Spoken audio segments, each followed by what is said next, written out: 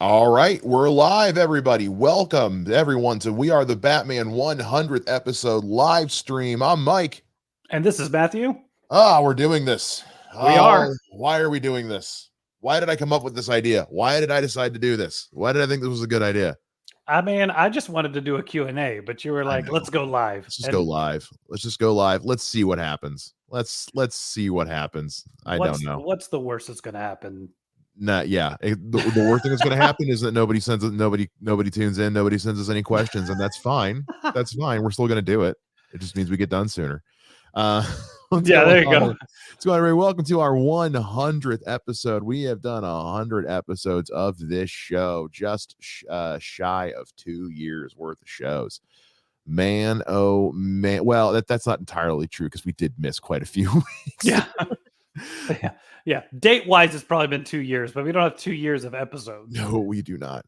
100 episodes.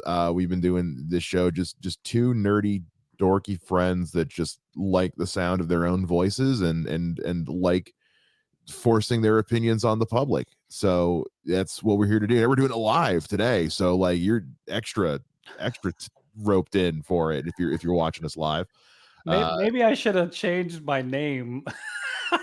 Big Brother Hasso, you can still do it, I think, if you want. It's fine. I didn't even notice that till just now. I was like, oh yeah, when it's live, you can see the name. Yeah, is that from last week? It's just whatever random thing I put in there, but whatever random bullshit you put in there. Because usually no one sees this. Yeah, it's usually it's weird. You're usually themed for no reason whatsoever. Because we record this show on StreamYard, so you can put in your own name. For those at home who don't know, you can put in your own name when you log in, and mine is usually just my name, just my name. And Matt usually has some kind of joke or pun or something, or comic book reference or something referencing what we're about to talk about. And I don't know why he does it, because it's for no one's benefit but his own. It's for you, baby. It's all for you. Okay. We're gonna do a whole bunch of stuff today. We're gonna obviously we're doing this live, so if you're watching this live, welcome. Please, as always, send in any questions or comments or whatever into the chat, and we will answer them in a timely manner. But we are also we are also going to just shoot the shit for a little bit, like you guys don't normally get to see us do. We'll go into some news, take a little bit of a visit to the Gunn Show, and then we're going to get into our two main topics today, which is revisiting the live action Batman films in terms of ranking them, and discussing live action Batman actors and giving them a ranking as well. First and foremost, Matt Hasso, how are you, man? I'm doing good, man. I've had a day, just busy day, but I'm here, I'm ready, and I'm excited because 100 episodes. I don't know if I've been on a podcast I've been a part of that lasted 100 episodes, honestly. Like, I think collectively, I think Fanboy Junction was 100, but it was 3 different seasons. So none of the seasons ever reached 100. So this is the first time I have done like a consecutive podcast for this long. I mean, the Basement Lounge went for 100 episodes, but it also went through 3 different show formats. Yeah. So it's hard to say. I know Mike Wells and I did 100 episodes together, but again, that was a different format of an old show, and now that show has turned into something else. So yeah, like this is the first time I've had a singular podcast that has just done the same thing consistently for 100 episodes. So there is something to be said about that, and there's something to be said about just how much we love a fictional billionaire crime fighter in the world he lives in, man. Now, I realized that I have committed a bit of a faux pas, and I did not verify with you that somebody is following the stream. So I am going onto my laptop to see if I have any semblance of being able to see what's going on here, because right before we went on, my little, what's it called, docking station went belly up. Oh. I lost everything but my laptop. Oh. On my other laptop, trying to see if I can see anything that's going on. So I mean, I know we're still streaming. Yeah, we are. No, you're everything on your end is fine. Okay. I just don't have the multiple monitors right now, so I'm having to use my other laptop to. Oh, I gotcha. To see if anybody's in there, and either my laptop sucks or there is nobody here. Oh, someone's here. I see him in there. Oh, Don't worry about it. I'm not what's worried up, about. guys? Hey guys, how's it going? We're not worried about it right now. But anyway, but yeah, let's talk, and because honestly, you and I have had such a busy week this week to begin with. Yeah. That if we weren't doing this live this week, I don't know if we would have had. Well, we would have had to throw out a canned episode. Yeah, For our 100th. I've been so, yeah, we would have finally used our canned Nightwing episode that we were so into it. It's a really good episode, but it's just like we just keep having other stuff where it's like, let's just keep that one saved for now. So you guys will hear the Nightwing episode at some point, and it's going to be outdated as hell. Yes. But you will hear it. Yeah, it's a good thing we're doing this, because yeah, I spent all day Wednesday in Cincinnati at our Cincinnati office for work. And you got to visit the Hall of Justice while you were there. The Hall of Justice. I got to see if I can pull that picture up here. I was gonna say, why don't we have that picture on deck? I know. I should have. I'm sorry. I haven't done a live stream in a very long time. Do I need a vamp? No, vamp for a little bit. So while I pull this picture up. So this Batman shirt is the only Batman shirt apparently I have that fits, but it's old, and that's why so it's like a vinyl symbol on it. And I thought it would look cool, but now it just looks kind of ganky because the light hits it weird. It is kind of weird that you and I don't own more Batman shirts. In my defense, as a fat man, they are surprisingly hard to find. You would think, being a part of the target audience, the sweaties, you would think being a part of the sweaty community, they would want me to have access to their merchandise, but apparently not. Apparently I'm wrong in that instance. So, well, I have like what it is. 3 or 4 Nightwing shirts. I almost wore a Nightwing shirt since I have a Nightwing shirt on in our logo. Oh yeah. But I was like, let me do the Batman one. And then I think I have like 2 Iron Fist shirts. Okay. Dozens of Captain America shirts. A lot of band tees and a lot of like joke graphic tees from like TeePublic and stuff like that. Yeah. And then I was like, I really shouldn't wear at work.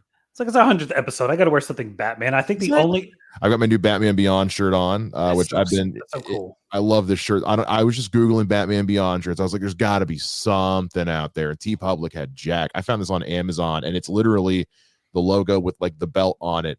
And it was like $25, and it was in my size. And I was like, I am half tempted to order 5 of these just to have them on deck. Unintentional plug, but if they like it, please support our podcast. It's called superherohype.com. Yeah. And if you want to go somewhere that's going to have everything for the character you like they go about 2 or 3 tiers deep, but they have like, here's the Batman store, here's the Superman store, here's the Iron Fist store, the Daredevil. If they ever want to sponsor our show, we are welcome to it. Here, I got this picture pulled up now. So for those who are watching this live or maybe watching it on the replay, for those who don't know, I live down in Dayton, Ohio, and my day job has me occasionally going back and forth between Dayton and Cincinnati. They're like an hour apart. We have an office in each town. And Wednesday, I was out driving around shooting some footage around Cincinnati for some videos we're producing for work. And the Cincinnati Union Terminal, which we have talked about on the show several times, was the inspiration for the design of the Hall of Justice and the Super Friends. And like, if you want for the proof, I mean, I took this from a Bob Evans parking lot over, like, I'm still like a couple miles away. This place is huge. It's absolutely massive. But yeah, it's right there. You can see it from the highway. It's part of the museum program, so like you can get tours and whatever. Here, I'll zoom in a little bit so you can see it. And you know, if you're looking at it and thinking like, yeah, that does look like it, it's also where they shot for Batman Forever, the where the circus takes place, where the Graysons are killed. That's here. That's this building. Oh gosh. They also shot for the CW when they did the Invasion crossover event. This was the Star Labs building that acted as a pseudo Hall of Justice for their little CW Justice League. So like, this building has been used numerous times to fulfill that role, and we still see this design show up as the Hall of Justice. We see it in the Batman, the animated series. We see it happen we just saw it in Crisis on Infinite Earths Part 1. Yeah. in the new animated one. They kept the same design. So yeah, it was just cool to be out driving around for work and just be like, oh yeah, by the way, here's the Hall of Justice in Cincinnati, everybody. For those who thought I was making it up, it's right there. And So I can't even imagine how many cosplayers go and take pictures in front of that building. it must be insane. It must be insane. I've already started pitching video ideas to work that we can do at the Union Terminal, theming it around, like, you know, connecting it to the Super Friends and all that. And my boss is like, okay, you can only wiggle in so much nerdy shit into these videos before it's just self-serving Mike. And I'm like, I don't care. The people need to know that this cartoon from the 70s. Big Brother Hasso from Houston said, I have to do this. Exactly. So we've been so busy, and then I had a gig 2 hours out of town last night. I didn't get back home till midnight, and had been working. So yeah, it's a good thing we decided to do. It's a good thing I came up with this, as I pat myself on the back there. Good job. It would have been a crappy 100th episode. All right, man. Anything else going on with you want to talk about before we start getting into some stuff? Not really. Saw Kung Fu Panda 4 last night. It was fine. I still haven't seen 3. 3 was fine. I've only seen the first 2. I like the first 2 just fine. Yeah. They're good movies. Yeah. It was cool. You know, sometimes even if it's a bad movie, it's a fun time when you take the family out to a movie. You know what I mean? Like, yeah, just being able to chill, popcorn it up. You know, all the theaters here have the big seats. You get your Dune 2 popcorn bucket, and no, I actually got, because I was afraid things, but no, we got the Ghostbusters. Matt's old nest pee, guys. That's what we're trying to say. No, we got the Ghostbusters one, which was actually better than I thought. The popcorn thing is a tin. It's not just a plastic thing. It's a tin. They didn't have those when I went and saw Dune. Yeah, I was mad. My son wanted the cup with the RC trap on it. So we got that. And had I known how much it was going to be, I probably wouldn't have bought it, because you had to buy both of them. Oh no, you couldn't just get one? You had to buy, they were a set. So it was $30 right there. I still have my metal popcorn bucket from when I saw the Batman, because remember I got to go to that early fan screening. Yeah, I think I have one of those too. Yeah, it's packed up in a box right now, but I still have it. It's still great. Yeah. I love it. Like I was showing you before we went, I have my cup. I found it. I've been using it. I had to throw out my I had a cup from the Batman as well, but I had to throw it out because those things, they say they're dishwasher safe. They are. That stuff peels right off, and then it loses all its value. So I just thought the top was cool. It looks like your shirt. Yeah. The top is dope. I like that lid. But anyway, let's get into some news. Well, speaking of the Batman, let's go ahead and get into some news since we're talking about it. Nice segue, guys. Good at content. Totally intentional. So the Batman Part 2 has been officially delayed until fall of 2026. Okay. I'm not gonna lie, I'm not super shocked. No. It's like they haven't even, as far as we know, the script isn't even done yet. So okay, that's fine. Yeah.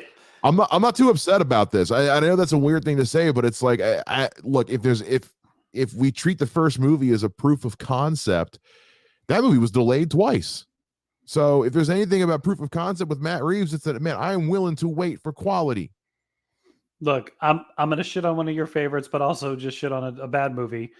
When you rush into the next film, you get Batman and Robin or BVS. Like, take your time, make the movie right, and watch your mouth, asso. Make the movie right. If it takes you, as much as I was watching it the other day and going like, man, I can't wait for the next one. At the same time, keep them good. Don't rush it. Don't give me Dark Knight Rises. Yeah. Don't give me Batman and Robin. Give me a movie you took the time to make sure the story was right. You cast it right. You made it right. And I would rather wait for that than you force it early. Yeah. This is a situation of, when they talk about I always equate everything to food, and that's so torturous for me these days, but they talk about like with like when you cook a steak, you should let it rest before cutting into it, or like with cookie dough, you should let it rest in the fridge and let all the flavor, like everything like meld together before it'll taste better. Like the idea of letting things rest and like dry aging and brining. It's kind of the same thing with movies. It's like, I'm willing to wait. I'm willing to let you guys put in the time and the effort if you need it to give me the best thing you can give me. Yeah. Because look, we just watched and talked about Aquaman and the Lost Kingdom. And that is a movie that was so like, you talk about a rush job with editing. They were like, this thing needs to just be done and edited and releasable. We just need to edit around Amber Heard and make this thing releasable. Yeah. Or when you look at what happened with, like, I swear Sony just announced Madam Web. I cannot believe that movie has already come and gone in theaters. Or the fact that, like, I haven't seen it yet, but I know the trailer for The Crow just got released, and I haven't watched it yet. I don't have as much of an emotional connection to The Crow as most people do. Fair. I think it's because I saw it so late in life for the first time. I was like, oh, okay, yeah, no, this is dope, but like, chill, everybody. Like it's good. It's a good movie. Don't get me wrong, but like, Jesus, people. It was a little over. I think it was just overhyped for me. But anyway, so it's not a movie that I'm like, oh fuck yeah, remake of The Crow, or it's like a cool, yeah, I'll watch the trailer when I feel like it. I don't know. There's look, you can't drop a trailer for The Crow the same time that you drop the first episode of part 2 of season 2 of Invincible, because if I got to choose between one or the other, I'm going to watch Invincible, and I'm going to watch all the YouTube reactions to Invincible. I'll get to The Crow when I feel like it. Or not. You'd have to get to The Crow. Yeah. But anyway, I feel like The Crow remake was like just announced. I feel like Bill Skarsgård just got announced as playing this guy, and there's already a trailer that has me going like, okay, it's like if you order food at a restaurant and it comes out way too fast. It's like, I'm questioning how fresh this food is. Yeah. So that's with Matt Reeves, we've seen what he can do with the Apes movies. We've seen what he can do with the first Batman, and hopefully soon we'll get to see what he's been doing with the Penguin. Still nothing on that in March, and that's a little concerning, actually. That maybe there's something holding it up, but the Batman 2026. That's not that. It's fine. Yeah, I know it's longer than we want. We want it now, but yeah, I'm willing to wait. Exactly. All right. Well, speaking of Batman in the movies, there was a little bit of reunions of sorts that took place at the Oscars the other day. Did you see this with Arnold Schwarzenegger and Danny DeVito? DeVito and Keaton. Yes. Does it mean anything? No. Was it wonderful in every way, shape, and form? Yes. Yeah. just the way Schwarzenegger was like, that son of a bitch. Yeah. And he's just standing, like the Keaton just leaning into it, doing the like. Oh. Yeah. Come on. Michael Keaton is a guy who just like I don't think anybody's loved playing Batman more than Michael Keaton has. Like, and I'm saying that knowing that Ben Affleck exists, but just, man, Michael Keaton loves that he got, and I think maybe it's because he started off as a comedian, but I think it's just because he loves that he got to be Batman twice, three times. Yeah, he relishes in when you hearken back to it. He has no it's not like some of those guys who are ashamed of the comic book films they've done or whatever. He loves the fact that he was Batman. Well, because let's be honest, Batman Returns is not bad. It's fine. It's fine. It's not, in a world where Batman and Robin exists, it's fine. Okay. And for all of its faults, then none of them are him. And the Flash is the same way. He's incredible in the Flash. Any faults the Flash has are not Michael Keaton. If anything, they were a testament to how much faith I have in the director to direct the Batman Brave and the Bold movie that we've got coming. Because while the Flash stuff was questionable, his handling of Batman in that movie was fantastic. Is he still attached? I thought there was a rumor. He is still attached as of right now. Okay. He was gone for a bit, and then he's back on it. Kathleen Kennedy confirmed said that Patty Jenkins is back on Star Wars Rogue Squadron. So, You know, Of course she is.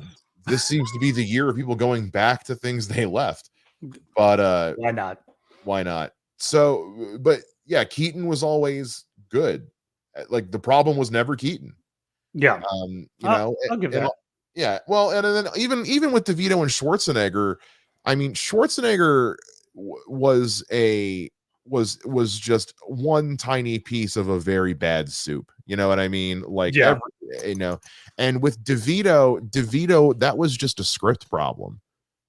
You know, he understood the assignment. That just it was a crappy assignment. And honestly, I mean, you could say the same thing about Schwarzenegger. It's like, look, he did what Joel Schumacher, you know, rest in peace. He did what Schumacher told him to do. yes, At the end of the day, Schumacher's the one that made those choices, and Schwarzenegger just followed his direction. He was an actor, so I'm not gonna hold that against them. But the moment itself at the Oscars was funny. I mean, it was like, yeah, we're both here. Because at first you think they're gonna go up and talk about doing twins, you yeah, know, yeah. or that did you ever see Junior?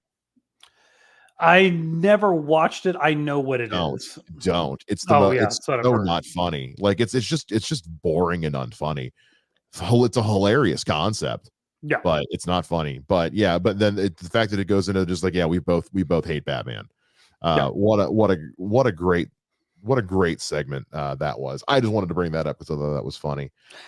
Um, I know, you know, we're getting to the part of the season where we're going to need to probably look at getting some long-term gold passes, Matthew. But for the moment, I do need to ask if you have your tickets handy. I'm trying to get them. Because we're going to need your tickets to go to the Gunn Show. That's right. We're talking about the Gunn Show. This is everything going on to do in the world of James Gunn and DC Warner Brothers. Right now, shooting for Superman, the official title Superman, is well underway Yes, with a it is. capital Yes, it is.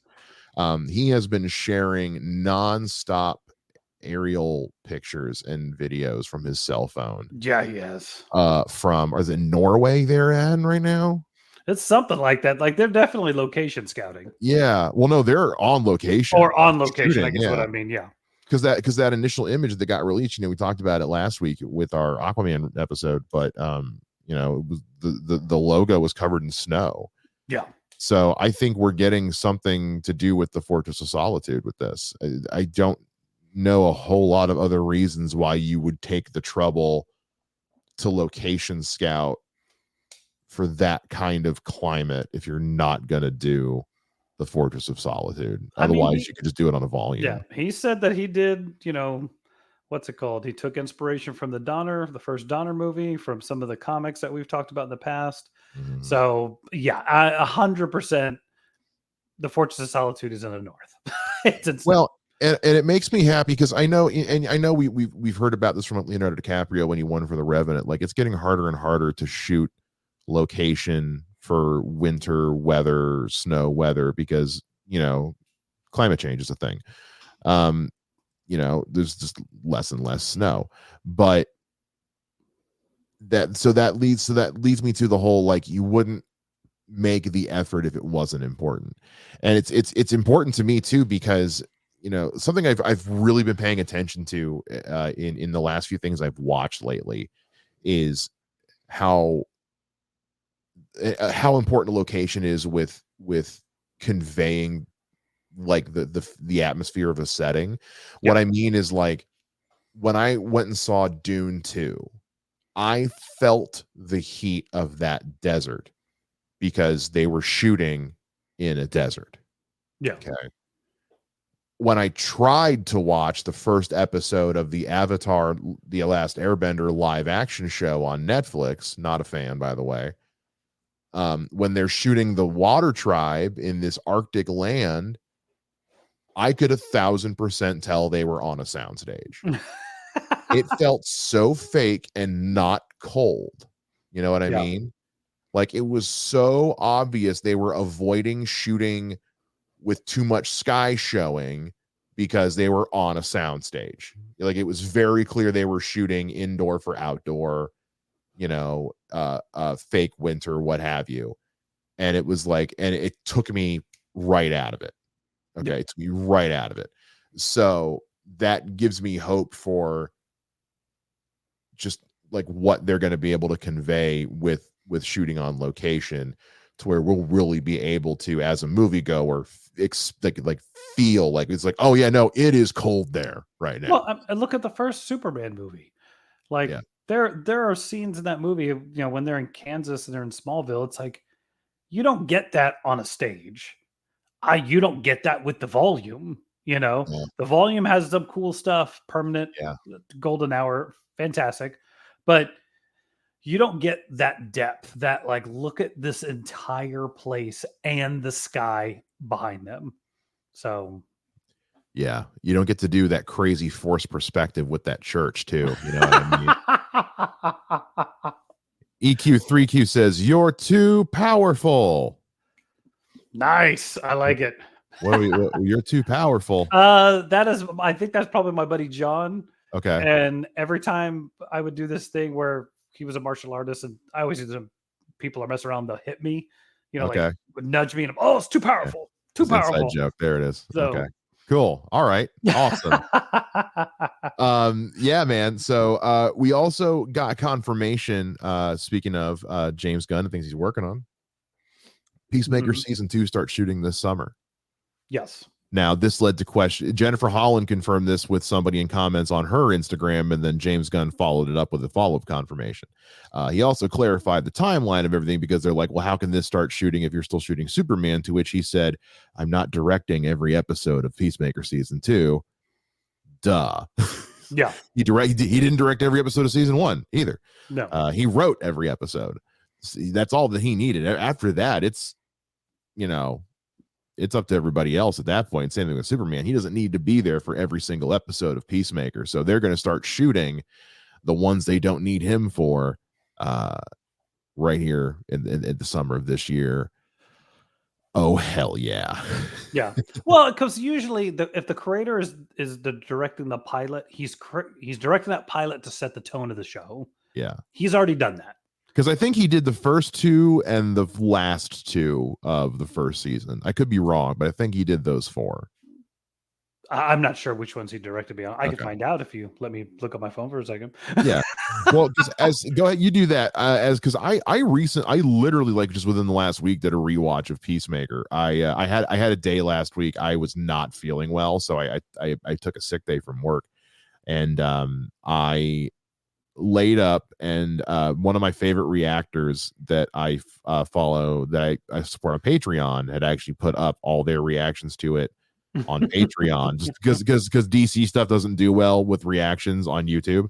Yeah. So they put it up as a Patreon exclusive. So I just watched through the whole season in a day with their reactions, and I was just like, man, it had been a while since I'd seen it, man. I really forgot just how freaking funny and good and violent Peacemaker is. Oh. And I want to go back to that world. No, he directed all 6 according to his IMDb page. There's no way that's true. It's what? Oh no, I'm sorry. There were 9 episodes. He directed 6 of them. Okay. There we go. Okay. Sorry. No, you're good. Okay, so he directed 6. Okay. 6 of the 9. Well, still, yeah, he doesn't need to be there for all of them, and he's got other things to do. So this is a great opportunity for him to bring in other directors and other talent to get some experience under their belt while he goes and handles Superman and the running of a studio. What's important is that he's the one that wrote it. Yeah. And is the one whose name goes on it at the end of the day. So of course he's gonna, give it the attention it deserves. He's not gonna let it go by the wayside. Think they'll update that intro, or they'll keep it? Well, well, before we get to that, let's answer. He says he never saw Peacemaker, not a Cena fan. What would you say to that, Matthew? I'm traditionally not as well. Like, there's been, of the 4 or 5 things I've seen him in, I've liked him in 2. Peacemaker was one of them, and then there's this ridiculous forest fireman movie he was in. That's just, it's dumb, but you can tell he's having fun. Mm-hmm. I liked him in those 2 things. The other things I've seen him in, I'm kind of I'm kind of with you, John. Like, I'm like, whatever. But no, he does not do the standard Cena thing as Peacemaker in that show. And honestly, like there's a couple moments where I'm like, wow, dude, I would have never guessed this guy was a wrestler aside from the massive build that would be able to pull this kind of performance. I'll put this out there right now. He outdoes The Rock easily. As far as acting talent, he blows The Rock away, especially in that show. I don't know if it was you I was talking to about this. I know I heard the guys in previewed talking about this, and I kind of feel the same way, which is, to me, I feel like John Cena has in a lot of ways surpassed The Rock for me, because when you watch through Peacemaker, you realize this is a kind of role that The Rock would never play. Because there's a certain level of Black Adam shows that. Yeah. Yeah. Yep. But there's a level of tearing down a character they do in Peacemaker that I don't believe Dwayne Johnson has the humility to achieve. Whereas I feel like John Cena is willing to let himself be stripped down that way. If for nothing else, then he was willing to learn a rudimentary playthrough of Home Sweet Home by Motley Crue for that one scene. Yeah. Like he's playing it a shitload better than I ever could, but it's clearly like he's a beginner. I don't know. There's some other footage, like behind the scenes of him legit playing some other stuff on the piano. So it may be that it's a skill of his. Maybe it is. Maybe he just played it a little different, just because he was, playing Peacemaker. But yeah. I will say, if you're not huge on Cena, something else I would consider watching him in is a movie called Blockers that came out a few years ago. It's a comedy. It's in a similar vein to something like Superbad, but it's more focused on the parents of these kids who are of these three high school girls who are kind of going out and having a similar experience to what the kids in Superbad did, except this time the parents are trying to like make sure they're okay and all that. It's actually a really, really heartwarming, great movie, but it's also really, really funny, and a lot of that is John Cena. Again, John Cena lets himself be the butt of the joke in ways in that movie and in Peacemaker that I just don't see anyone else. I mean, Batista gets close with his Drax stuff, but it's the kind of stuff The Rock would never quote unquote lower himself to. I feel like, and I'm saying that as somebody that loves The Rock, and I love him in the Jumanji movies especially. Like, but even then, it's just it's just not the kind of thing you would see The Rock do. Yeah. Agreed. But anyway, all right. So that's, and then he also did confirm that Waller is still in pre-production. Okay, cool. Whatever. It's not that I don't care. It's just this like there's so low on my list of priorities with everything with DC right now. You know, I'm still waiting on a Penguin trailer and a Creature Commandos trailer. It's mid-March. It's literally the Ides of March today. Yeah, I'm wondering if they're going to hold off on all of that to hype it up for Comic-Con. But that just seems late in the year to do that. I would think one of those things is going to come out before Comic-Con. Well, they did say Penguin was coming out in late 2024, which to me usually means fourth quarter. Yeah. So to me, Penguin's probably coming. Honestly, I wouldn't be shocked if Penguin was a Halloween Thanksgiving show. Well, and it's like we've talked about before, is like part of all of this is just distancing yourself from the DCEU. The moment you put something out this early and this close to Aquaman, the layman person thinks it's the same thing. Yeah, because Aquaman stunk hard. I had a buddy of mine actually texting me yesterday while I was in the green room at the show, and he was like, "Hey man, I'm finally watching Aquaman 2." And I was like, "You poor bastard." And he's like, "This movie sucks, dude." And I was like, "Yeah, no, it sucks." He's like, "Oh," he's like, "Oh, I thought maybe you were." He's like, "I was coming to you to see maybe you could help me find something to like in it. You usually like most things." I was like, "Yeah, I know. That's how bad it is. It's not a good movie. It's a pretty bad movie. It's crap and crap. It is pretty stinking spectacularly awful." All right. That is all the big news I've got. anything I'm missing? Anything that you have that I may have overlooked or forgotten about? No, No. we've talked about some of the other things. I don't think we need to cover it. Okay. So we're good. I think Cool let's roll beans. into what we are here to do. What we're here to do. So listen, man, like, we just finished doing our focus camera. Come I on. know. It's like, I know I'm getting old, but I feel like No, it's a new camera, it's a new webcam. We just got these for the studio, and I haven't quite gotten them to work quite how I want them to. I may have to just be blurry for a little there bit. you are. You're there. You're there.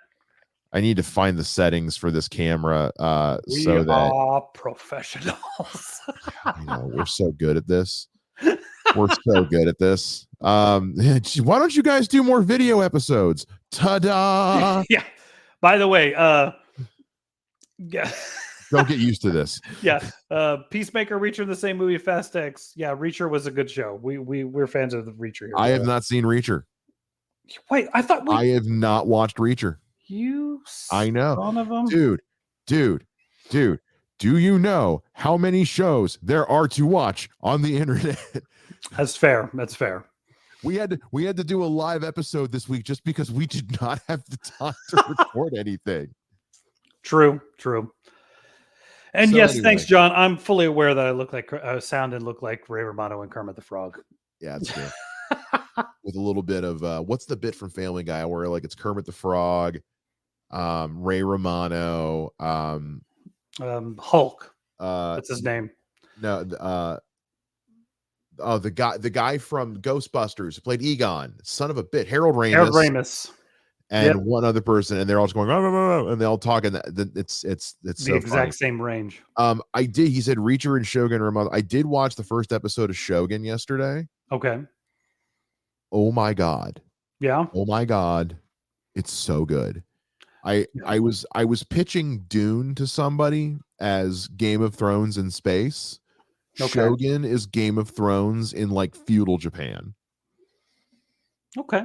It is all the sex included? Not nearly like that. There is a scene that lasts a grand total of maybe 30 seconds, and it's minimal at best.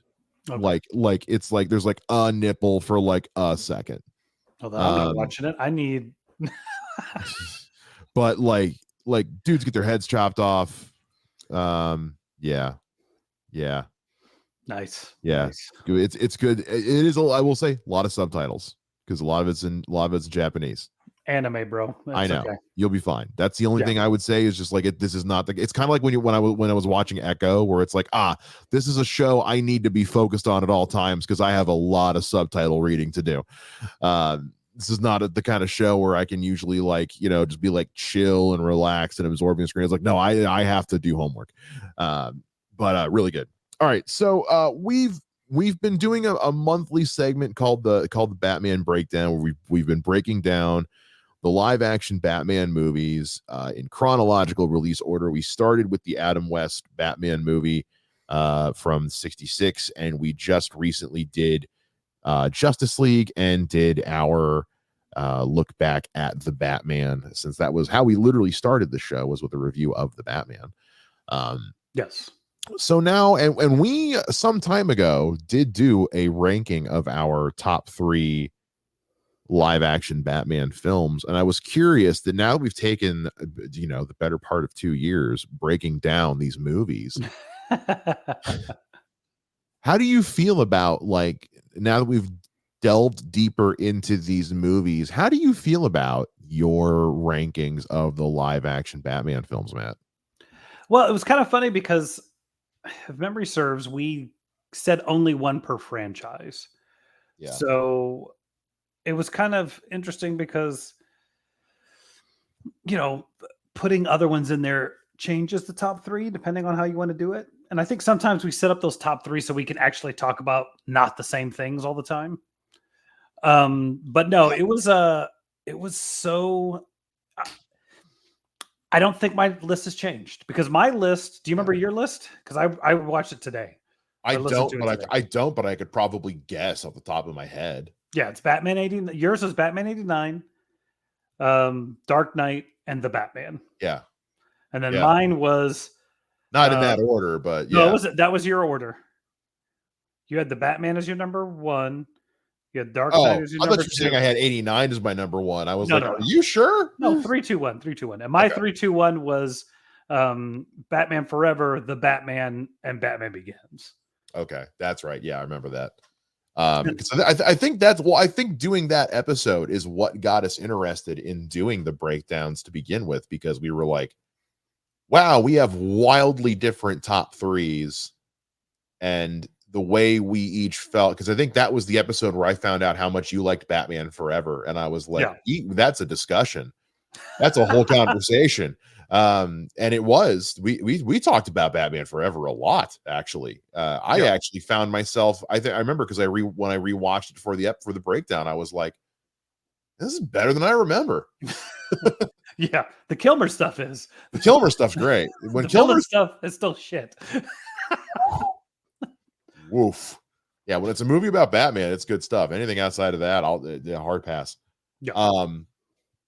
But yeah, well, because I think my favorite one we did was Batman Begins. I will say, because let's be honest, like like the Dark Knight doesn't happen without Batman Begins, and Batman Begins is, I think, the only reason it doesn't get remembered more is because the Dark Knight came out. Yeah. You know what I mean? Yeah, and it's also like that was the like you're saying, like that was the one that was having them bring it back, and then Dark Knight like cements it. Yeah. So, and the Dark Knight Returns, neither here nor there, but it had a lot to live up to. And this is, again, these are things we've all talked about. Yeah, I don't think my list has changed, because again, I having rewatched all of these for doing all these breakdowns, I still contest that the Batman is my favorite Batman movie. It did everything I needed it to do, and it's a movie that I can still watch time and time again and find something different to appreciate about it, or to reappreciate about it. It's just but there's just something about the aesthetic of Keaton's 89 Batman that Tim Burton just nailed with that movie. We all know it's my favorite Batmobile. It's still to this day just so good. So good, except the armor. The armor's a little weird. I still think the armor's a little weird.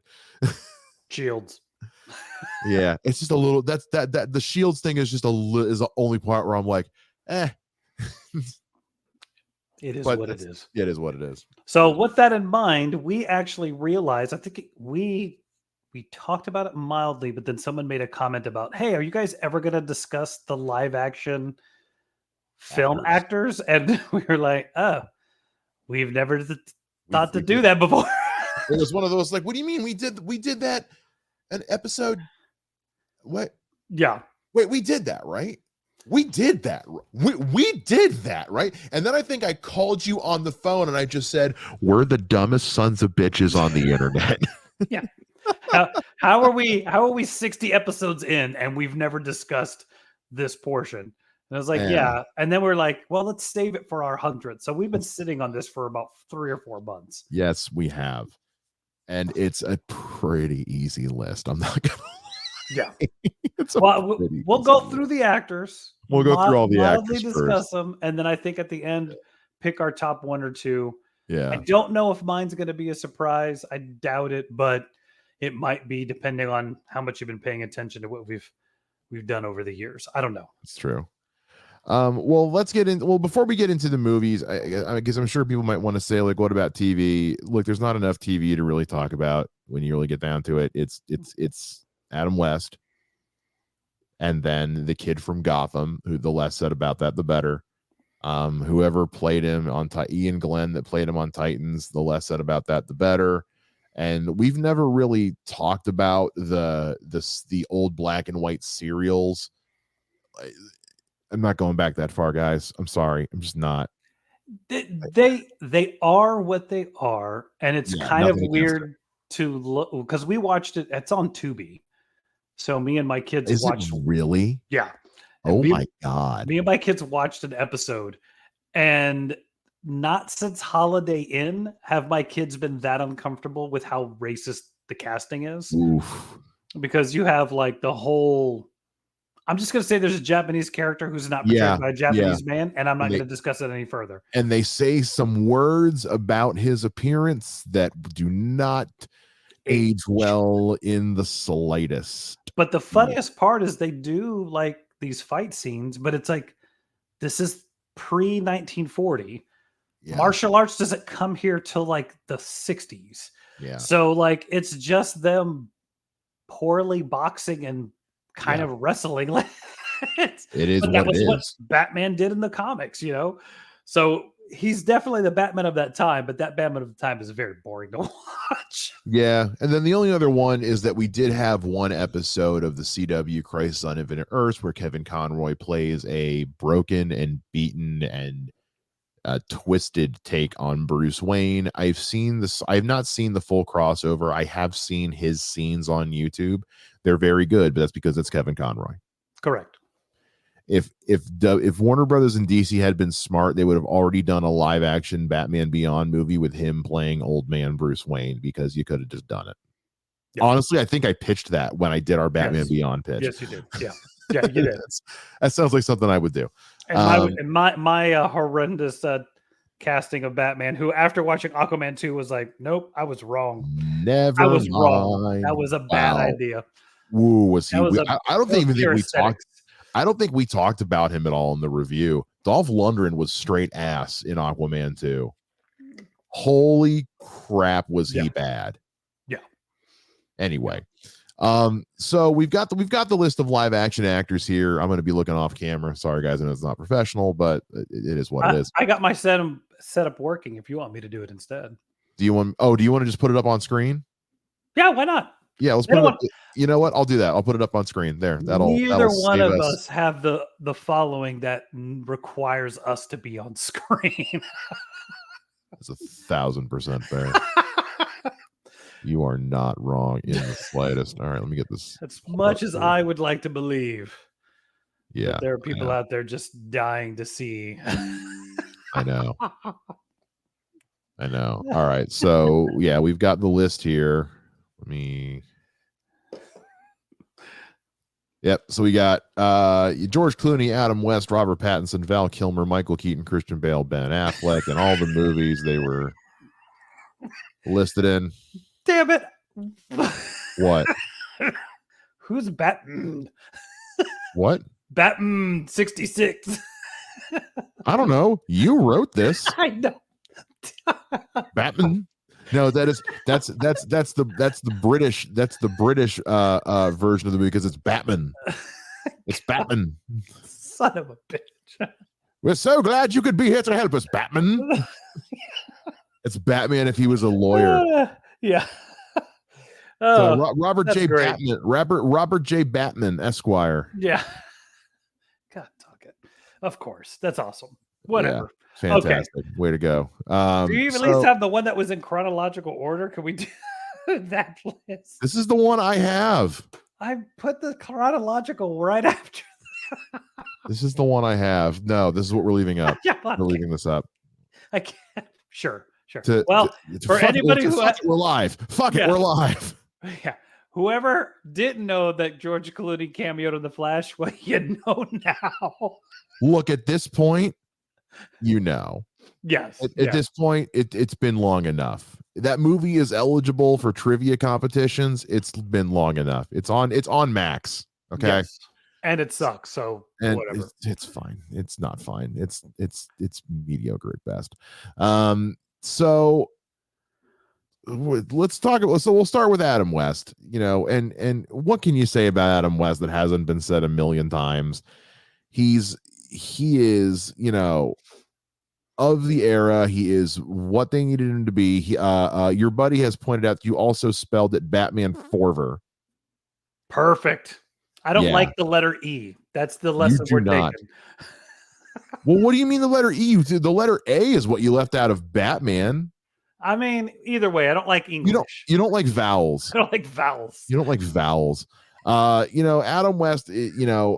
Adam West was of his time, and I'm glad that as the years went on, he was able to kind of let go of his ego and develop a sense of humor about it, so that we got those last 2 animated movies with him as Batman, which are fantastic, and everyone should watch them if they get the opportunity. But yeah, look, man, Adam West, like, we still talk about him for a reason. He was doing something right. Dude, he's a good-looking dude. He was great as Bruce Wayne. He's so good as Bruce Wayne. The like you're saying, the Batman of that time was like that. And honestly, like, it was a kid show. And when I was a kid watching that show, it was the coolest thing ever. So he understood the assignment and he nailed it. Yeah, like, it was what they needed it to be. And every time I go to the collectible store in town and I see the Lego Batman cowl of his, it takes everything in me not to buy it. But it's $100. I'm not spending that on Legos. Some people do. Anyway, continue. Yeah. Did you spend $100 on Legos, Matthew? Yeah, for Father's Day for myself. Bought myself a spaceship. Which spaceship? It was the big old, like, retro looking one. The thing's like this big, dude. Oh no! Oh, you got one of those? Okay. Yeah. I love Legos. I don't have the time. If I had the time, I'd spend the money, but I don't have the time. Oh, it's definitely one of those today's Father's Day. All you kids go do something besides touch my toys. Yeah, no. I'm here for 2 hours putting this together.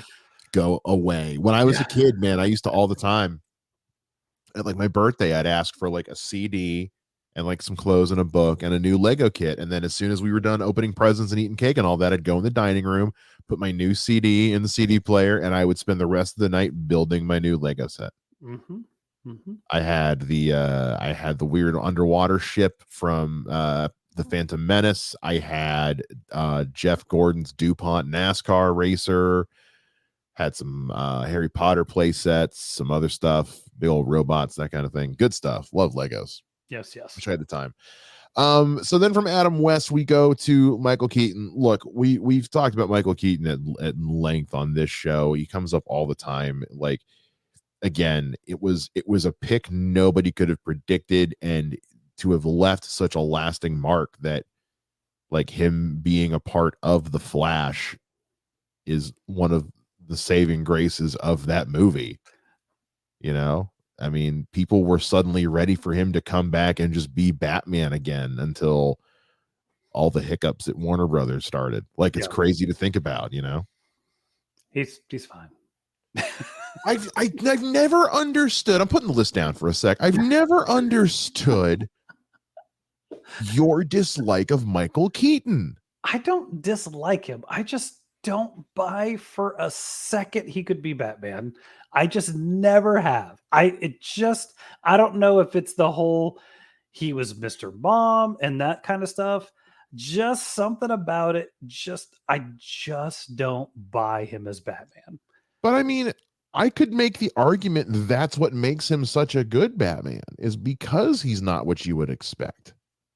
He's not suspicious. Like he's so separate from who Batman, what you would expect Batman to be. I'm just talking about stature of the man and such. Like, I don't know. It's just one of those things in my mind. I just can't. I've never been able to get behind him as Batman. I'm not knocking his performance. That's why he has the suit. Yeah, but then everybody can be Batman. Anyway, that's the point. It's not the point. No, I having rewatched him, I appreciate more his performance as Bruce Wayne. Okay. And he has a good Bruce Wayne. He's got a good Bruce Wayne. It's a little weird, but at the same time, it's fine. But no, I just it just never has grabbed me. I don't know why. I can't, and I'm not gonna sit here and say like he sucks as Batman. It's just I can't. I don't know why. It's just never grabbed me. So why do you hate things, Matthew? Because I love making you go into the mic that close and chastising me for it. That's one of my favorite things to do.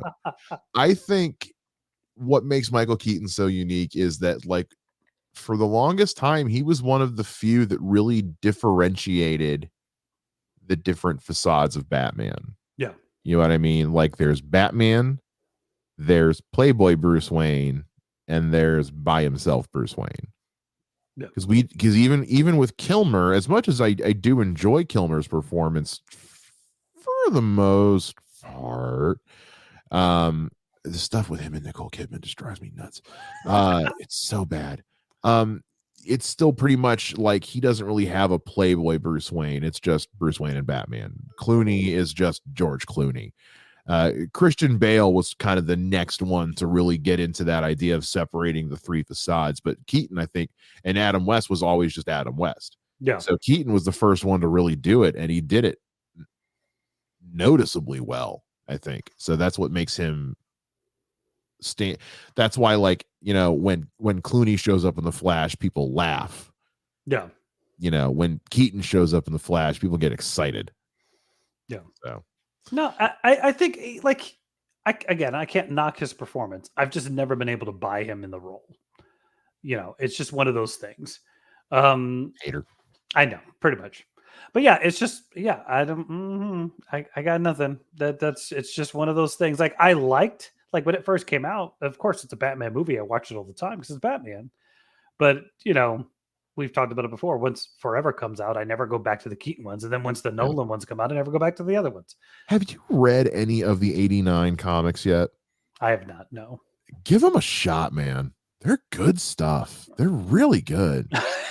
I'll give it a shot. One of these days. Look, remember, we're on camera, so people can see the faces you're making. This is what I got to put up with constantly, folks. This is what I have to put up with. This is why we don't do video. That and like seriously, like just because, like, just to make it clear, again, like, don't get used to this. This is a special occasion kind of thing. Like, Matt and I do not. Our recording schedule is so scatterbrained. Yeah, we're sometimes we're lucky to get an episode out because between comedy and my day job and the other podcast I work on and your day job and your family and the other projects you work on and a 1 hour time difference. Yeah. Like, it's hard for us to schedule just a recording sometimes. Yeah. And so sometimes it's like, hey, I'm in my pajamas and Matt is disheveled from running around like a chicken all day. We don't look our best. We're just trying to make sure it sounds good. Or we've got to pause it because I get a work call. or we have to pause a billion times. There have been some episodes. There was one time we gave up. Do you remember that? Yes. There was one day we had so many problems go down between phone calls and hiccups with equipment and everything. I finally just said, you know what, Matt, let's just mulligan this and try again tomorrow. Yeah, we're done. We're done here. There's no reason to even go forward. It's ridiculous. Yeah, at this point, I'm not having a good time. Well, from Keaton, then we go into Val Kilmer, who's your boy. You look, we all love Val Kilmer. Yeah, like, just in general, we love Val Kilmer. We miss Val Kilmer. I'm so glad he got to have a limited role in the new Top Gun, which I still haven't seen. Just haven't gotten around to it. Not a big Top Gun guy. I can't say it's fantastic. I'm not a big Top Gun guy, but it's just good that they found a way to get him incorporated. Yeah, so that he could still get to act a little bit again. Because Val Kilmer's a very good actor, and it's just a bummer the hand he was dealt, unfortunately, in his life. Yeah, which is such a small potatoes way of describing what he's going through. Just, he was dealt a bad hand. It's like, nah, he's kind of going through it. Yeah, but, we don't have to get into it. If you really want to know about what Val Kilmer's going through, there is a documentary. I think it's on Amazon Prime or Hulu that you can get in there, and it's a really good documentary. And it's a bit tragic what he's going through, but we're here to talk about Batman, and he's one of my favorites. Like, I really dig him as Batman, and I think I've said it before, I'll say it again. The big thing for me is I think he plays it the way it's written in the comic, which is Batman's always Batman, and he dresses up as Bruce Wayne. And sometimes he doesn't want to be Bruce Wayne, so he give a crap about what you're telling him. So when you as the Riddler are telling him this thing, he ain't paying attention to you. He doesn't care about what you're saying. And then he's going to be like, oh yeah, no, it's a horrible idea. Go kill yourself. Bye. And he just leaves to go be Batman. I'm good. Go have fun. Peace, dude. Yeah. Nope, it's a bad idea. Sorry. Too many questions. Bye. Meow. Yeah, I'm out. So yeah. But I think I mean, I see what you mean. The last time when we watched it for this one, and you had put it in my head how weird the scenes between him and Nicole Kidman are. It's a little like I know knowing more about what I know about Joel Schumacher now. It's like Yeah. he was like, "All right, I need you guys to be absolutely horny for each other, and don't even try and hide it." And it makes for some weird moments. Oh my god, it's so horny. It's like it was made for UPN, dude. Oh my god. It's so gross, man. I wouldn't say gross. Oh, It's it's just gross, uncalled dude. for in a comic book movie. Dude, it is like it's like it was written for, it's like they were reading the script from the porn parody of their own movie. All right, I'm gonna tell a horrible story. My wife, if she watches, is gonna be really mad at me for telling this story, but I'm gonna tell it. Okay, well, I just made a porn joke, so go nuts. So here it is. So I remember watching this movie and that scene where he shows up and is doing but he as Batman goes to her apartment and she's laying down and Yeah. like she's off, like you're just like no girl sleeps in Like that that. position with the sheets like that. Yeah. That's not how people sleep. But one of the weekends when we spent a weekend away together, I Uh-huh. went to the bathroom and I walked back into the bedroom and I'm like, oh, no, I guess women do that. Because there she is, laid in the bed, the sheet perfectly tucked around her in that exact position. And I'm like, well, I Oh, was come already on. You know she did that on purpose. he's going to the bathroom at 3 a.m. Let me get into position and tuck the sheets around me. I'll show him. It was so funny. Like I was already 2 billion% into Mariner anyway, but I was like, yeah, for sure marrying this one. And I keep every time we talk about that movie, I keep forgetting to tell you that story. I have to tell you that story because it made me laugh on the day. Like, okay, cool. Like, I guess I am wrong. There are women out here that do that when they sleep. Whatever. It's so stupid in the movie, dude. It's so dumb. I really wanted to say, are you trying to get out of my cape, Ryan? Oh my god. It Oh my is. god. How are you married? How how are you married with multiple children? We'll talk about it off air. Well, then from Val Kilmer, we get to I mean truly, and it's not entirely his fault, but truly the lowest one on in the bunch, George Clooney. It's not a good performance. It's not a good script. It's not good direction. It's not a good suit. There's nothing good about George Clooney in Batman and Robin. There's nothing good about Batman and Robin at all. And part of it is George Clooney's performance, but it's not all George Clooney's performance. Yes. Because it's very clear he just does not give a shit.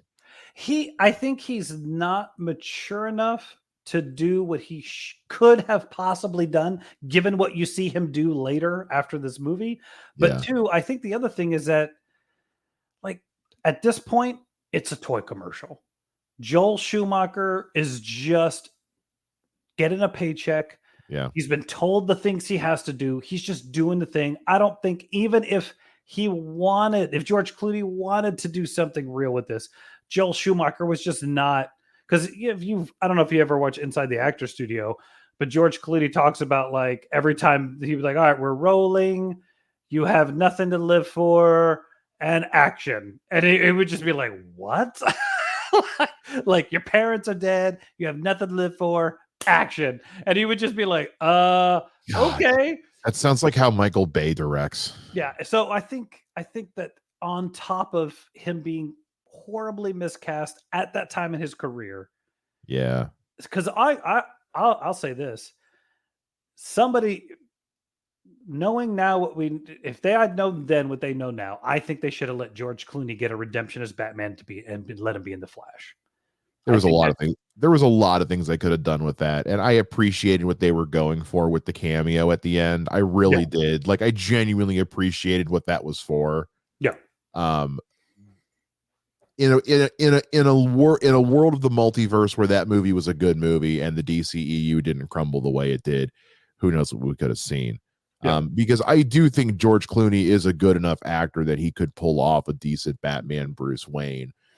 I recently watched The Perfect Storm for the first time in like 15, 20 years or however long it's been since I last saw that movie. Yeah. And the movie's fine, but he is so good in The Perfect Storm. Oh, just watch the first Ocean's 11.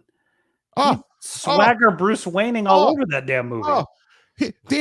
Danny Ocean's the coolest guy in every room he walks into. And Brad Pitt is Green Arrow right next to him. Yeah, I don't care if they're walking into a room that's got Prince, rest in peace, and Bono, and Elton John, and Rob Halford, and Jeff Goldblum. No. Yeah, Ferris Bueller and Jeff Goldblum. George Clooney's Danny Ocean and Brad Pitt's character, whose name I always forget, are the coolest guys in that room. I think it's mostly Danny Ocean, honestly. Yeah. Like, oh my God. That first Ocean's 11 movie is so good, and a lot of it is George Clooney. So, and I also kind of liked the aesthetic they were going for with his Bruce Wayne. I do think this is a weird thing to say. It's to get a little off topic. I do think there is a version of George Clooney's Batman in the multiverse where Ezra Miller's Flash makes sense. When you look at how they're written and how they're portrayed, there's a version in which Ezra Miller's Flash works with with George Clooney's Batman. See, guys, that's the kind of crap Mike has to deal with behind the scenes when he's watching me. Is just him just giving me all kinds of shade through the camera. Let me have my hot takes. I let you get away with Dolph Lundgren as old man Bruce Wayne. Psychopath. I've already reneged on that. Let's not bring it up anymore. You should. I don't know what I have talked at length here. I don't know what you'd like to say. I want to say hi to Unica, who came by the live. I don't know if she's still here. Hi, Unica. Hey, Unica. And yes, John, do not watch The Flash. It's stupid as crap. It's wild. I can't even imagine what he's talking about now. I don't know either.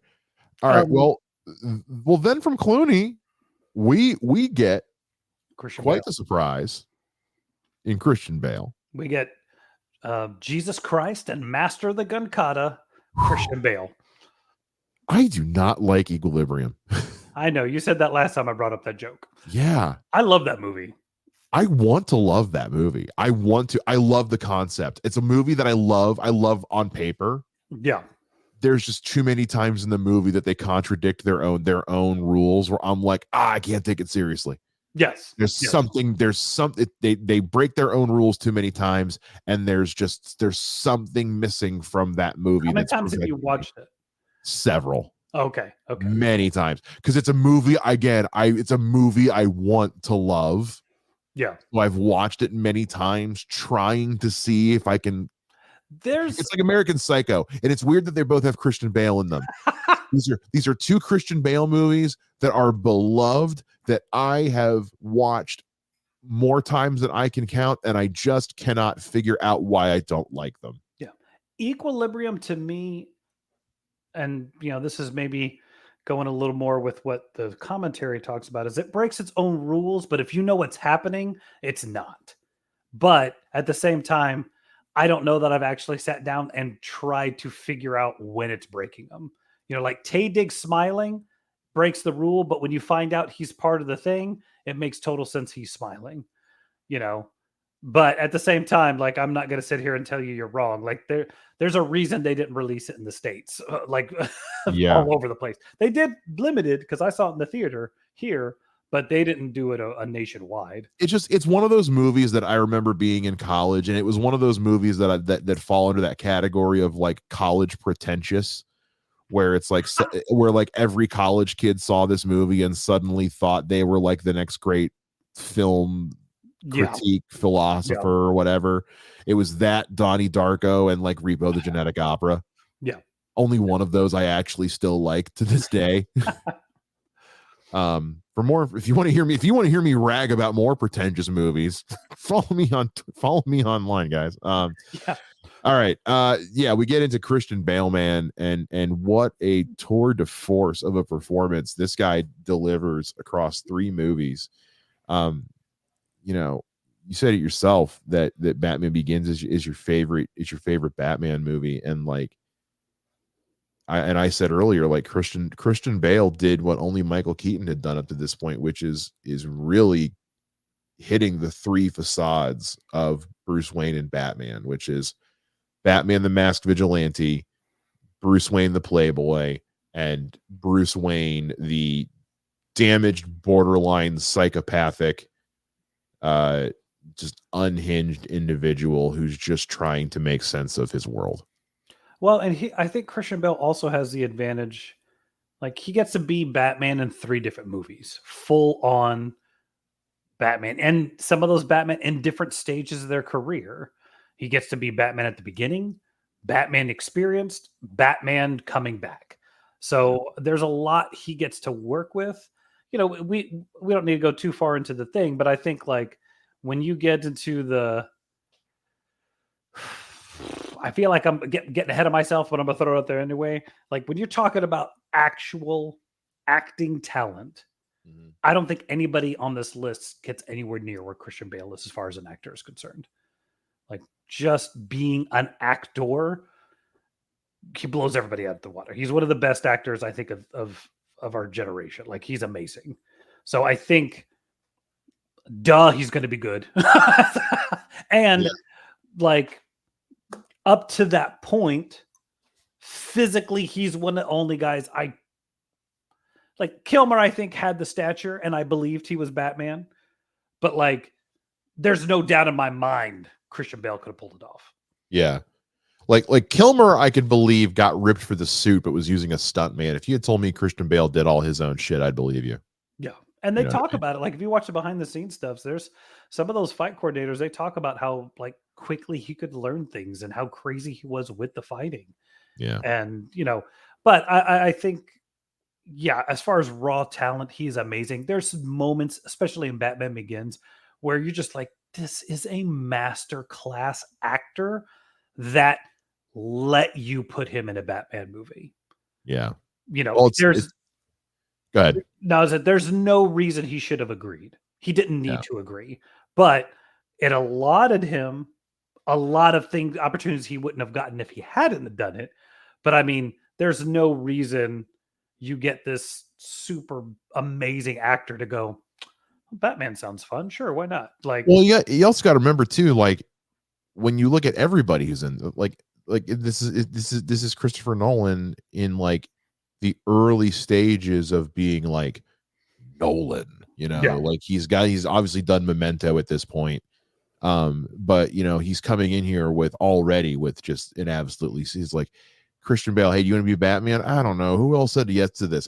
Michael Caine, Cillian Murphy, and oh god, who played Falcone? Liam Neeson, but who played Falcone? Tom, he just passed away last year. Richardson's? Was it Wilkinson? There you go. Tom Wilkinson, and you know, and Katie Holmes, and then I don't know if she would have been a draw. Well, but at the time she was still a big name, and true. You know, and you're Christian Bale, and you hear that, and you're kind of like, I'm sorry, who all signed on to do this?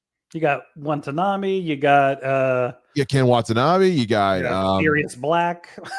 Yeah, Gary Oldman's gonna be Gordon. At that point, you're like, well, Jesus Christ, I need to sign on to this. Holy shit. Yeah. And yeah, you know, again, Memento, and these are the early beginnings of Nolan setting the playing field for the people that are gonna help him carry him all the way to another plethora of Oscars for Oppenheimer. Won 7 Oscars, including Best Picture. So a lot of that goes in, but a lot of that comes from Bale's performance as Batman. I mean, really and truly. We get in for 3 movies, and then we go into the most divisive era of Batman, which is Ben Affleck. No. Yes. Watch your tone, sir. In Batman v Superman, Suicide Squad, Justice League, The Flash. Supposed to be an Aquaman, but Justice League never that happened. actually put vowels in Justice League this time. You did, yeah. You did forget to put the on The Flash, but it is what it is. I feel like we're missing a cameo, but I could be wrong. I looked on IMDb. Okay. So I don't think we are, because it feels like he was in more. Like I kept going, like, yeah.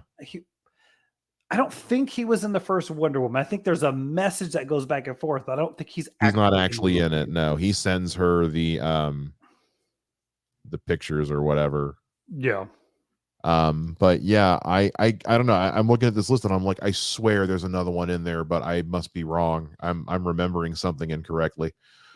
But yeah, he appears as Bruce Wayne and 2 different versions of Batman in Suicide Squad. I think that may be what you're doing. Maybe because he's in the meeting with Waller at the end as Bruce Wayne. I think that's what I'm thinking of, is the meeting at the end with Waller. And then he's Batman fighting Harley Quinn, and then he's Batman fighting Deadshot. Yeah, I think that's what I'm thinking. I think it's the scene with Waller that's throwing me. And we've again talked at length about what can we say that hasn't already been said about Ben Affleck as Batman. It's just like, especially coming out of The Flash, it's just like, man, we were robbed of a Ben Affleck Batman movie.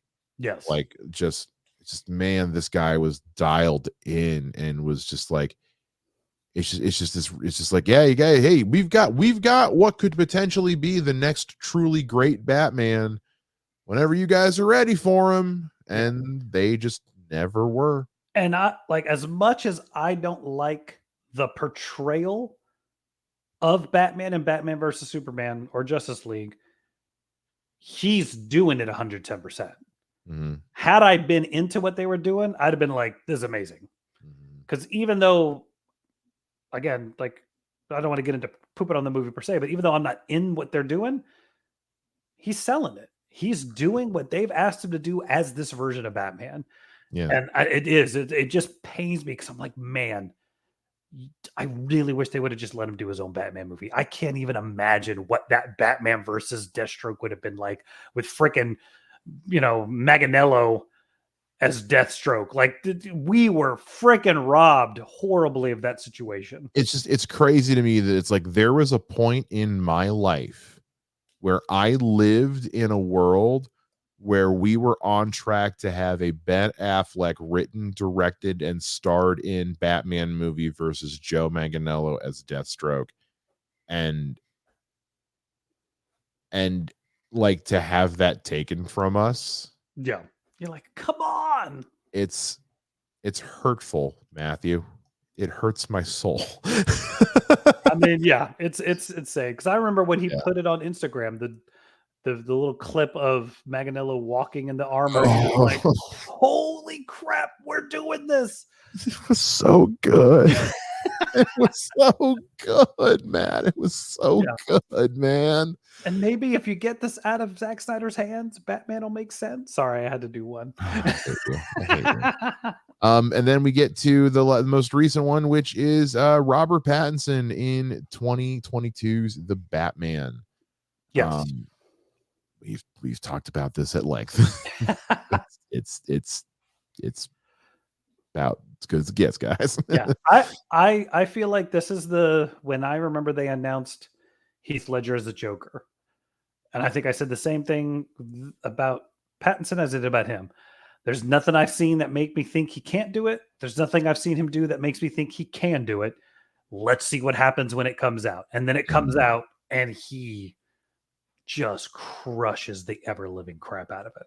Well, it's what happens when you cast an actor who's only known in one market for one property, who aren't aware of all the work he's been doing in the UK indie film scene, Yeah. just putting in the work, Yeah. it's just, it's like we say when we talk about like Dave Bautista, who, again, I just saw him in Dune 2, and it's just like, again, this is a guy who just, he knows what he's here to do, and he puts in the work, and he gets a little bit more every time you see him. He's just a little bit better. And Pattinson is one of those guys. It's when you go back and watch those indie films he was doing back to back to back to back. Look, Tenet is a nobody understands Tenet. Nobody understands Tenet. That's not Robert Pattinson's fault. Okay. But he's good in it. He's very good in it. That movie there's not enough drugs in the world. There's not enough. There's just, it doesn't exist. Yeah. I drank so many cups of coffee. I felt like I was going back in time, and that movie still didn't make any sense. The movie gives me such a headache. It's just, yeah. But so I was one of the ones who, when they announced Robert Pattinson, I was more, now, because I was one of the ones when they announced Ben Affleck, I was like, you've got to be kidding me. You've got to be kidding me. And then I ate some serious crow. With Pattinson, I was more, it was less of a really and more of a really. It was more of a head scratcher. I was just kind of like, huh. No, okay. All right. I think the thing I thought about was, if you're bringing in him, you're not doing an action film. Because like, up until that point, like, Equilibrium, for the most part, as far as release, is the movie that came out right before he was cast as Batman, and for Bale. For Bale. So he's amazing with the action in that movie. Yeah, like, there's no doubt in anybody's mind, if you watch that movie, you're like, oh yeah, this is his audition for Batman. Yeah, hands down. But I don't know that I'd seen him or Pattinson do a single bit of action. Because I'm not going to count the Twilight movies, because no. But no, nor should you. Yeah, but I mean, my point more is like, he. Yeah, but just like, okay, then that may be not where we're leaning with this, and I'm okay with that.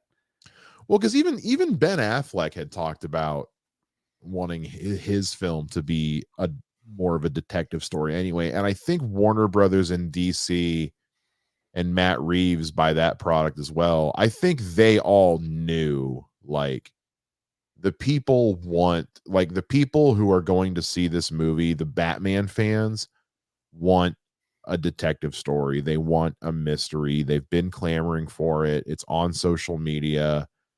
When Ben Affleck was talking about that, the hype around the movie got huge, which is ultimately what led to the downfall of it, really, more than anything.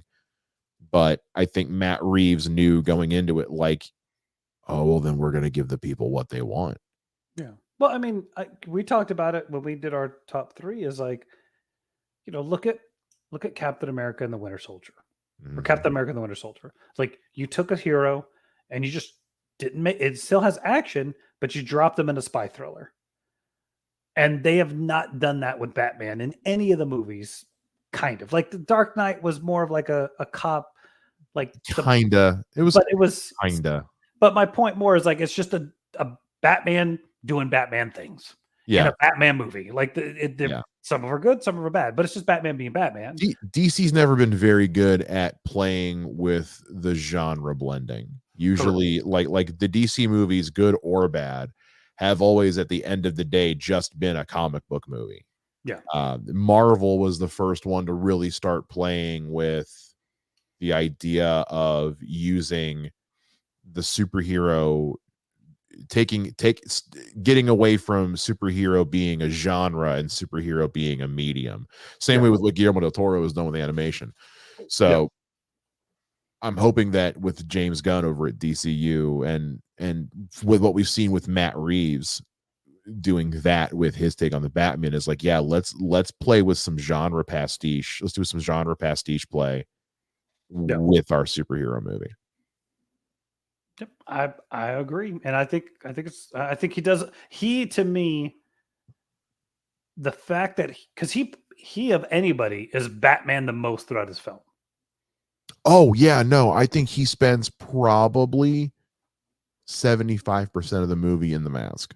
Yeah. And the fact that Of he his can 75% of his screen time in the mask. Yeah. And the thing for me is like he's able to give you a performance without talking. Somehow you can tell what he's thinking and what he's going through. And I remember like when I first saw the mask going like, this is our mask. But it's like you guys designed this so he could act through it, and it's amazing. I also think kind of similar to what they did with Ezra Miller in The Flash. I think Robert Pattinson has the most like percentage screen time in his movie. You know what I mean? Like I think he's on screen more than any other Batman has been in their movie, just from a percentage standpoint. Because like Dark Knight spends a lot of time with the Joker and Harvey Dent, and Batman Begins, he's like 90. He's I, almost at everything. I would really actually be curious to run the numbers on that. I'm not gonna do it now, but No, I'd no. actually be curious to run the numbers on that. I'm sure somebody is Vamp. I'm sure somebody has actually, yeah. I will vamp because again, it's just like I love this movie. And like, yeah, the news we talked about earlier, like with it getting delayed to 2026, like, yeah, it bums me out. It's like I gotta wait another year for part 2 of this movie. But again, I am someone who will wait for quality because I still have the first movie to just live in whenever. Like I said, I watch that movie constantly. I think right now I'm at like once a month, just because there's other stuff I do want to watch. But like Yeah. I saw it in theaters 5 times. Love it. Yeah. Can't get enough of it. I did a lot of vamping. Any luck yet? No, trying to tell me how much Bruce Wayne's worth. Eh. But ultimately, at the same time, Christian Bale is in nearly all of that movie. He is on but screen he's for not, quite a bit of that movie. He's not Batman in all the movies. I'm not even talking about just this Batman. I just mean like it's screen time in general. I mean, Yeah. like there's very few frames of the Batman that Robert Pattinson is not on screen. He is in 47% of the movie. Is that what this is? Robert Pattinson? No, Christian Bale. Oh, I don't think that's right. Anyway, we'll have to do that another time because that's yeah. We'll figure that out another time. We'll do that. We'll do that for the 200th episode. There you go. God bless it. Good Lord, I'd be amazed. But yeah, that's them. I'm curious how this is going to line up, but let's see if we can come up with our top 3 Batman actors. I'm curious how different these are going to be. I mean, I think I know lines up with my movies. Honestly. I think it's going to be kind of the same for me, to be honest with you. I think for me it's Keaton number 3, Bale number 2, Pattinson number 1. I really do. I think mine's Kilmer's number 3. Wait, Kilmer's number 3? Actually, no, I take that back. It's Bale number 3, or it's Bale number 3, Affleck number 2, Pattinson number 1. I'm sticking with that because look, I am on the record as being a bigger fan of the Snyderverse than most people, but also just I was a huge fan of what Ben Affleck was doing as Batman, and like I wanted so much of it, and it's easily some of my favorite stuff in the DCEU. So I'll put Affleck at number 3, Bale at number 2, since Bale had better movies, and then Pattinson staying at number 1. I'm gonna say I'm gonna cheat and say Pattinson and Kilmer are same, and then Bale number 1. Oh no, bitch! No, my good bitch. I can't. I honestly can't. You have to. Oh God! Gun to your head.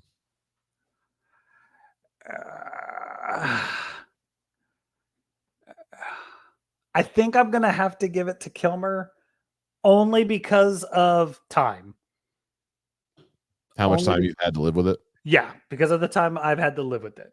Okay. I think there is, in my personal opinion, there is still something different Kilmer's doing there that I really, really like. And it's dumb because I know the movie is not very good besides his stuff, but there's just something different he's doing. And I think part of that comes from we don't get Robert Pattinson being the facade of Bruce Wayne. We just have him being Bruce Wayne, not wearing the costume. Right. So I think in the next one, if you have him suddenly stop being, I don't want to not be in the Batman outfit, Bruce Wayne, and being Playboy Bruce Wayne, I can totally see going like, nope, he just knocked Kilmer right off this list or to the third spot. I think that's my thing. There's just something there that gets me about Kilmer's performance. I have nothing to base this on, but I have a strong feeling that the Batman Part 2 is going to be Pattinson learning how to be Bruce Wayne, the public figure. Yeah. Since that comes up so much in the Batman that he's not good at it. It doesn't bother with it.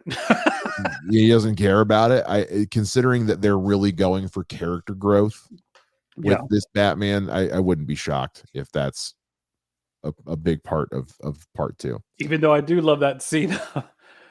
He did that. He saved me. What do you think that means, huh, kid? He took the Hippocratic Oath. Hippocratic Oath. And then he just starts Hippocratic Oath. That's funny. That's funny.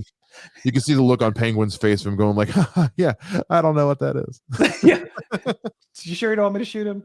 So yeah, I think Bale has the luxury of spending the most time, and even though Dark Knight Rises I don't particularly care for, is still better than a lot of those other movies. It's still better than a lot of superhero movies. And even though I don't like the way the story progresses, his performance in it is still amazing.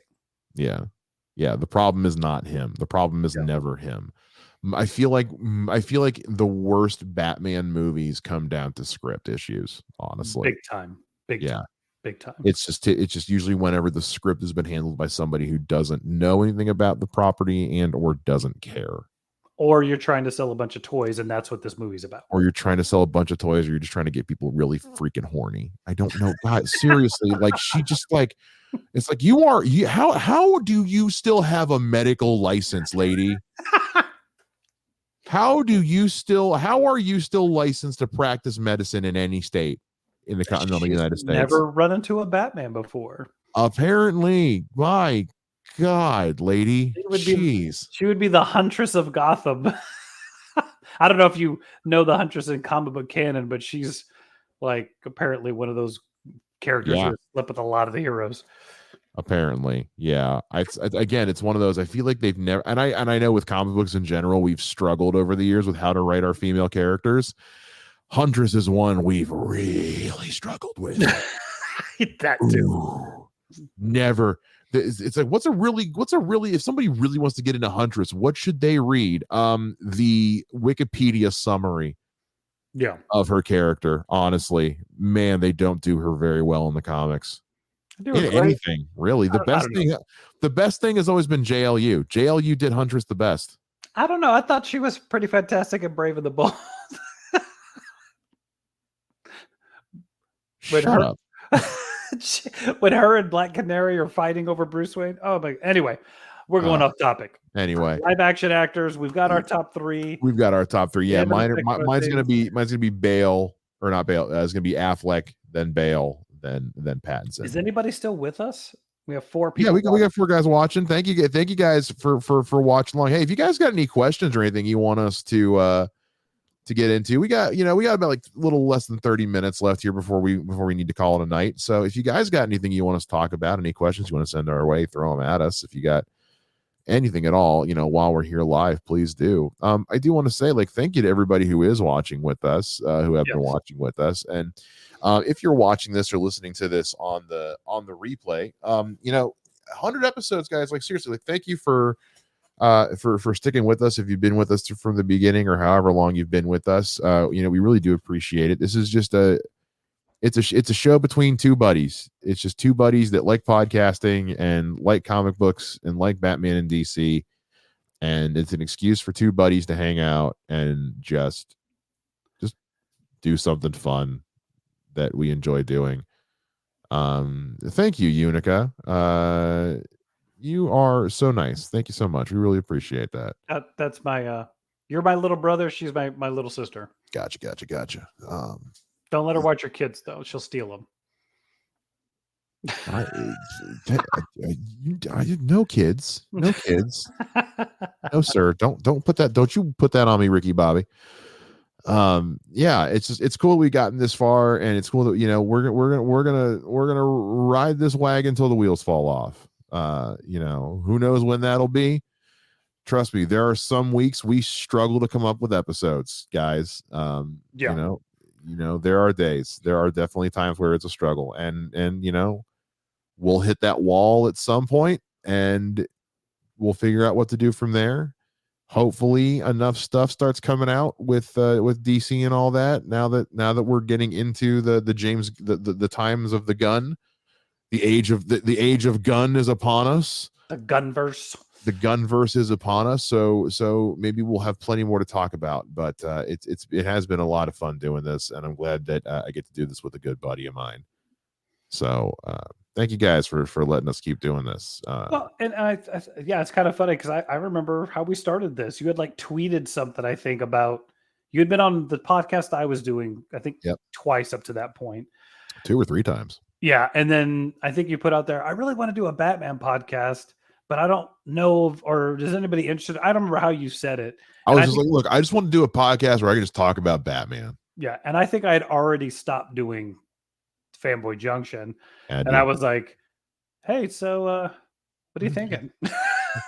Yeah, because I had originally started the podcast as a spin-off of my old show when I was doing movie shows, and it was meant to be a companion podcast leading up to the release of the Batman. Okay. But then COVID happened. Oh man.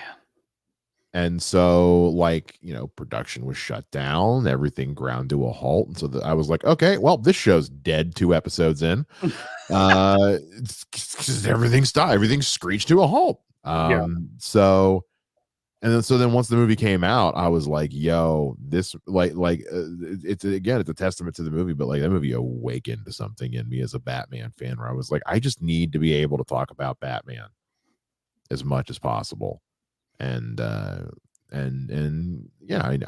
so when I put it out there, I had a feeling Matt would be interested, but I just wanted to put it out there. I was like, I know once I put this out there, Hasso's going to take an interest in it. But if he's down, and he was down, he was down. And it was one of those, if Hasso says he's down, then that's probably who it's going to end up being. I was like, there's not too many other people I would actually want to spend this much time with. So you baited me, is that what you're saying? I did. It's one of those, if it's meant to be, it's meant to be. Well, I didn't know what was going on with you as far as Fanboy Junction at the time, and I knew that you had been wrapping it up or had wrapped it up, and I was like, I don't know if he's looking for something else to do right now. And also, it's like, as a single guy in his 30s, I am increasingly aware of the fact that everyone around me is married with kids now. So not everyone has the kind of free time that I do. So when I start going, hey, you guys want to do this project with me? They're like, hey man, I have to take my kids to practice. There was a couple episodes I think we recorded me sitting in the parking lot of my daughter's dance studio on my phone recording, because we don't have anything this week. This is what I got. I mean, there's been several times full disclosure, guys, there's a lot of times when we record an episode that are days where I am working from home. We are both on the clock. Because it's hard sometimes, you guys, but that's why I wanted to make sure that doing this show was about something that I genuinely gave a shit about and was willing to talk about ad nauseum any chance I get, and not get exhausted talking about it. I mean, it's been a lot of fun, and it's I as much as I enjoyed doing Fanboy Junction, it definitely ran its course, unfortunately. And I think had it maybe taken off a little bit different, I would have enjoyed still doing it. But I mean, I'm not even gonna lie, there's been a couple times I'm like, should I do it again? But then I'm like, I've debated, man. I had a heavy metal music podcast I was super into for the longest time, and it just got to be too busy. And you get to a point where you're spreading yourself too thin. It's like, man, I want to do this. I want to keep this project going, but I'm exhausted. You know what I mean? that's why I always say, like, if it gets to the point where it stops being fun and it starts to feel like work, then it's run its course. And we haven't had that happen yet. So well, and I think the thing with Fanboy Jinx that kind of cracked me up is like I think it just kind of got to that point where I'm like, this is getting like this is now difficult. yeah. When it's difficult and like you said, it's not fun. Like yeah, or what was the phrase like I coined? Casturbating. Like Yes. if you're just doing it to do it and there's nothing happening and no one's listening and nobody's even the people you're getting on aren't having fun, like you're just casturbating. Yeah. Don't do it just to do it. It's okay to say, like, all right, cool. Like, yeah, like it's okay for things to have an end. It's okay for things to end. But this isn't ending. We're at least getting to 150. We have another year. Yeah, we've got at least another year in us, depending on how things go. But I'll tell you what is ending is unfortunately this episode and this live stream. We've been going for almost 2 hours here, talking about Batman movies, talking about Batman actors, and talking about Batman. It's been thank you guys who have joined us live for our 100th episode on YouTube. Again, don't get used to this. We're gonna the show is gonna keep publishing on YouTube like it's been doing. By the way, if you aren't aware, you can subscribe to our YouTube channel. It's just search for We Are the Batman podcast on YouTube. You can, it's all it is just the podcast. That's all it is. It's just the audio of the podcast. Go into YouTube. You can watch this video here. Occasionally we'll post clips. If we have another special occasion come up, we might do another one of these. I'm not setting anything on a calendar though. But we appreciate you guys for being here. Please subscribe to the YouTube channel. I will say that if you do, you can also, because this is now publishing as a podcast on YouTube, you can now listen to the podcast on the YouTube Music app. And also just on YouTube. So there's just 2 other ways you can listen to the show. So please, if you get the chance, subscribe to the YouTube channel. Listen, if the YouTube channel grows enough, we could be persuaded to do some stuff on here. Or if you just start commenting, we loved seeing you guys live, you should do it more often. I'm not saying we're going to do it weekly or monthly. We may do it quarterly, because this is a move heaven and high water to make it happen kind of thing. Because the question comes up inevitably, as it does, like, would you guys ever do like a Patreon or something? It's like, yeah, if the demand was there. Yeah. Right now, I don't know if the demand is there. You know, we would need to see a lot more engagement on social posts. By the way, make sure you guys follow us on Facebook, facebook.com/WATB pod. It's not a great URL. It's what I could get. Follow us on there. We post about everything over there all the time. We're not active on Twitter anymore. We don't have an Instagram because again, we don't do, well, you are, the show's not active on Twitter anymore. We don't have an Instagram because we don't do any video content. So there's not really a reason to be on Instagram really. But we do post on Facebook. And yeah, like if you guys comment and stuff on these podcast episodes on YouTube, like we will respond to them, and we always love hearing from you guys. If you contact us through Facebook, we love to reach out to you there as well. We love doing Q&A episodes, so always send us your questions. We're always banking them away to talk about. Thank you so much, Unica, for congratulations on 100. Thank you so much, Unica. Yeah, we'd love to do stuff like that. But also the thing you have to remember is with a Patreon is like, what would we have to offer that was extra? Not a whole heck of a lot, because like it's not like it's like, oh, put up uncut and uncensored episodes. You know what I do to edit our episodes? I slap an intro on the beginning and an outro on the end, and I upload them. And if there's anything that's ever cut from an episode, it's because Mike is like, Matthew, you cannot say that on the air. Yeah. And he's right. or it's because we record these things when we're on the clock. It's because one of us has to stop for a work thing or something. So it's like, yeah, but like I don't do a ton of editing for these. So like putting up an uncut episode doesn't mean anything. And we don't have the time to make extra content. We barely have time to make the content we have right now. So if the demand was there, we could be persuaded. But if you guys want to help the demand get there, please, subscribe, like, share it with your friends, tell people who maybe are just looking for a different kind of Batman comic book DC podcast to listen to. We're just two guys that just like this shit and just like talking about it. Correct, sir. And we agree on almost nothing. So you're not going to hear the same opinions over and over again. We agree on very little. It's about a 30%. Yeah, I think maybe 40. Yeah, that's 40. Maybe 40. It's closer to half than it is. I think we would agree on more if you would watch the things I told you to watch. I think we would agree on more if you just learned how to like things, but that's neither here nor there. Anyway, thank you guys again for hanging with us for our live 100th episode. We will be back again next time. If you guys want to hang out with us online, you can find me on social media at Mr. Mike Shea. You can find me on Twitter at Mr. J Ninja. That will do it for this episode of We Are the Batman. We'll see you again next time. Same bat time, same bat podcast channel. Bye-bye.